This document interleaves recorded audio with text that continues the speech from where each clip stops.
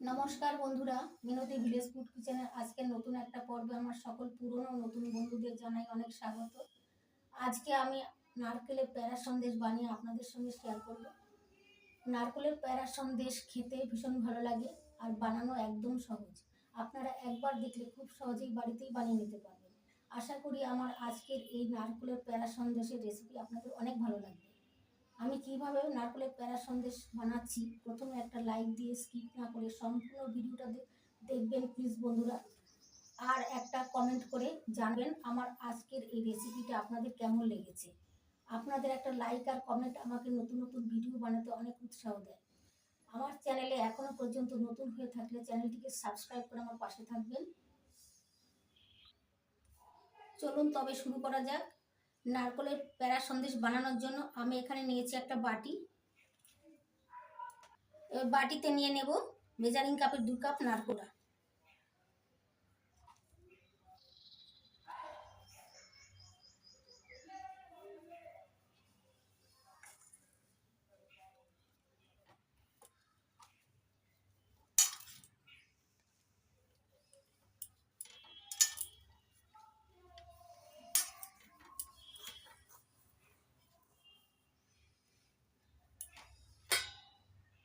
নারকেল কোড়াটা এমনভাবে কুড়িয়ে নিতে হবে যেন নারকেলের মধ্যে বড় বড় অংশ না থাকে। এই দেখুন বন্ধুরা, একদম মিহি করে কুড়িয়ে নিয়েছি। যদি মিহি করে কুড়ানো না হয় তাহলে একটু মিক্সিতে দিয়ে ঘুরিয়ে নেবেন, তাহলেই হবে। আবার কিন্তু নারকেলটা পেস্ট হলে হবে না, মিক্সিতে একটু ঘুরিয়ে নিলে দেখবেন খুব সুন্দর কোড়ানো হয়ে যাবে। আর যে উপকরণ নেব সেগুলো মেজারিং কাপ মেপেই নেব। এবার দিয়ে দিচ্ছি 1.5 কাপ চিনি। 1.5 কাপ চিনি দিয়ে দিলাম। এবার 2টো এলাচি ফাটিয়ে দিয়ে দিলাম। 2 কাপ নারকেলের জন্য আমি 1.5 কাপ চিনি দিয়েছি। এবার ভালো করে নাড়াচাড়া করে মিশিয়ে নিচ্ছি।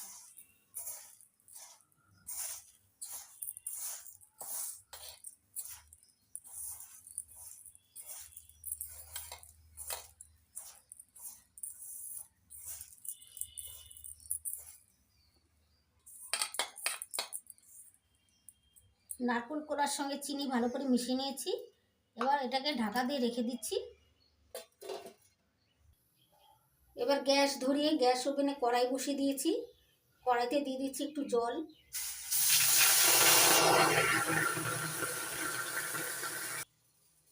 এবার দিয়ে দিচ্ছি 500 দুধ।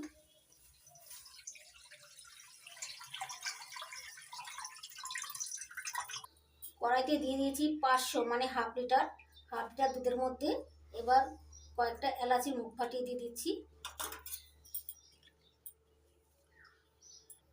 প্রথমে কড়ার মধ্যে জল দেওয়ার কারণে জাল দেওয়ার সময় আর কড়ার নিচে লেগে যাবে না।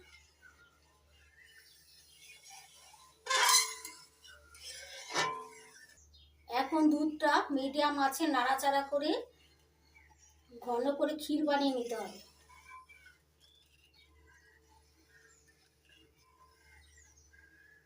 দুধটা এইভাবে ফোটাতে ফোটাতে একসময় ক্ষীরে পরিণত হবে, ততক্ষণ পর্যন্ত এবার ফুটিয়ে নিতে হবে।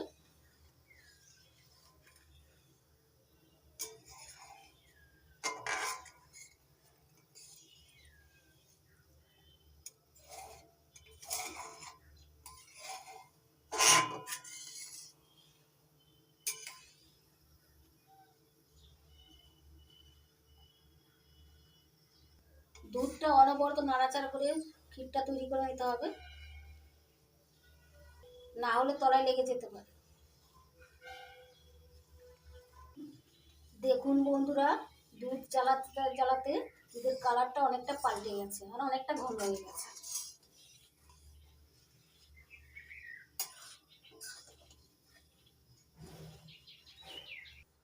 প্যারা সন্দেশ এইভাবে দুধ জ্বালিয়ে ঘন করে ক্ষীর বানিয়ে প্যারা সন্দেশ বানানো হয়। আজকে আমি ক্ষীরের সঙ্গে নারকেল কোড়া দিয়ে প্যারা সন্দেশ বানাচ্ছি। ক্ষীর দিয়ে বানানোর কারণে প্যারা সন্দেশটা খেতে বেশি ভালো লাগে। দেখুন বন্ধুরা, ক্ষীর তৈরি হয়ে গেছে। এবার মেখে রাখা নারকেল আর চিনি দিয়ে দিচ্ছি।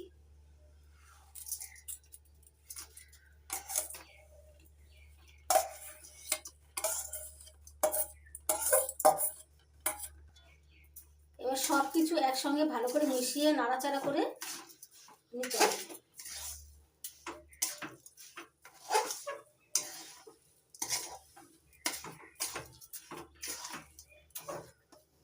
এবার অনবরত নাড়াচাড়া করে পাক দিয়ে নেব।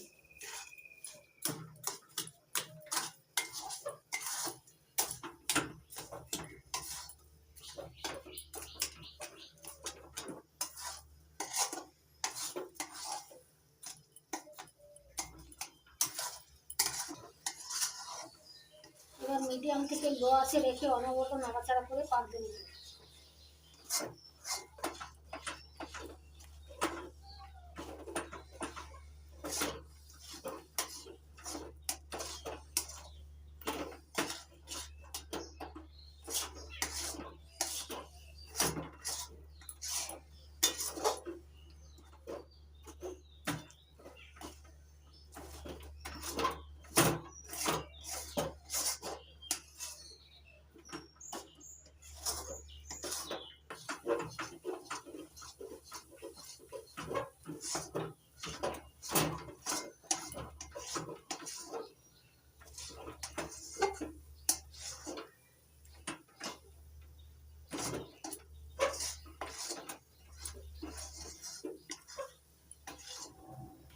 সমানে নাড়াচাড়া করতে হবে, নাড়াচাড়া থামানো যাবে না।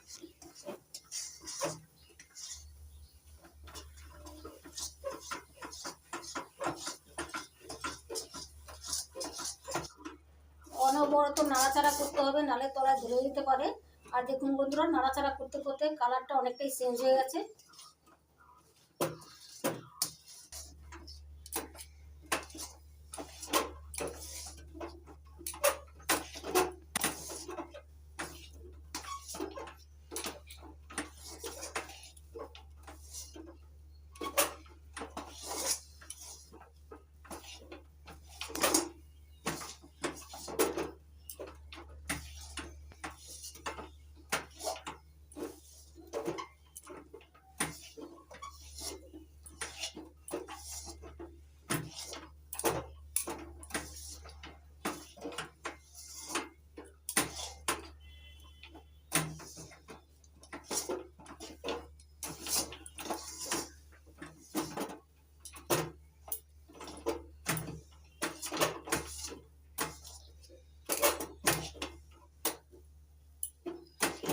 দেখুন বন্ধুরা, মিডিয়াম থেকে লো আছে রেখে 5-7 মিনিট নাড়াচাড়া করে নিয়েছি। এখন এই কড়ার থেকে উল্টে আসছে, হাতে দেখবো যে দলা বেঁধে যাচ্ছে কিনা। এই দেখুন বন্ধুরা, দলা বেঁধে যাচ্ছে, তেমন হয়ে গেছে। এবার নামিয়ে নেব।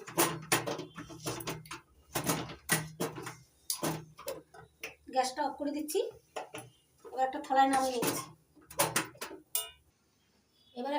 নামিয়ে নিচ্ছি। আর এক জায়গায় জড়ো করে রাখবো, নইলে ঠান্ডা হয়ে যেতে পারে।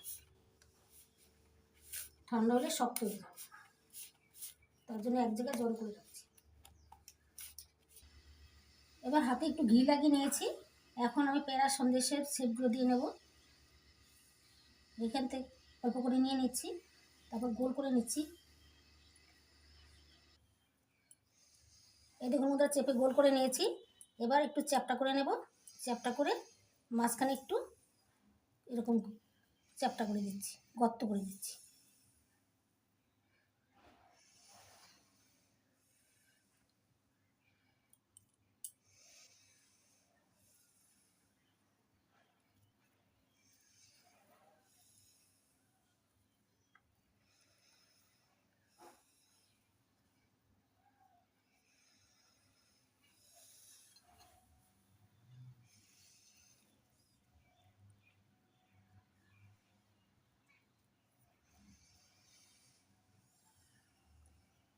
এই দেখুন বন্ধুরা, এরকমভাবে প্যারা সন্দেশের শেপগুলো দিয়ে নেব।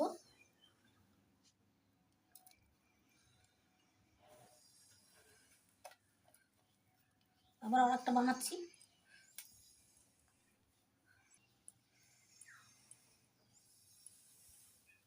এই দেখুন বন্ধুরা, আবার গোল করে নিয়েছি। আবার একটু চ্যাপটা করে নিচ্ছি।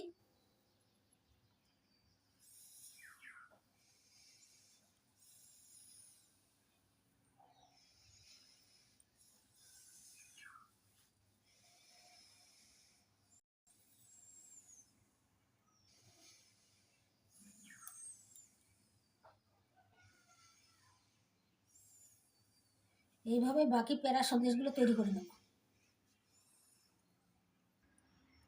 দেখুন বন্ধুরা, নারকেলের প্যারা সন্দেশ বানিয়ে প্লেটে সাজিয়ে নিয়েছি। আর কত সুন্দর লাগছে দেখতে, শুধু দেখতে সুন্দর না, খেতেও ভীষণ ভালো লাগে। আমি একটা ভেঙে দেখাচ্ছি, দেখুন বন্ধুরা। আর প্যারা সন্দেশ বানানোর সময় গরম গরম বানিয়ে নিতে হবে। এই দেখুন বন্ধুরা, কত সুন্দর হয়েছে।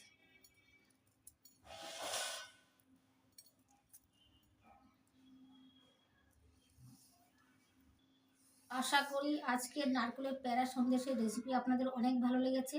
যদি ভালো লেগে থাকে তাহলে আপনারাও বাড়িতে এইভাবে বানাবেন আর খেয়ে কমেন্ট করে অবশ্যই জানাবেন আপনাদের কেমন লেগেছে। আপনাদের যদি ভালো লেগে থাকে তাহলে লাইক করবেন, কমেন্ট করবেন, বন্ধুদের সঙ্গে প্রচুর শেয়ার করবেন। আর আমার চ্যানেলটিকে সাবস্ক্রাইব করে আমার পাশে থাকবেন।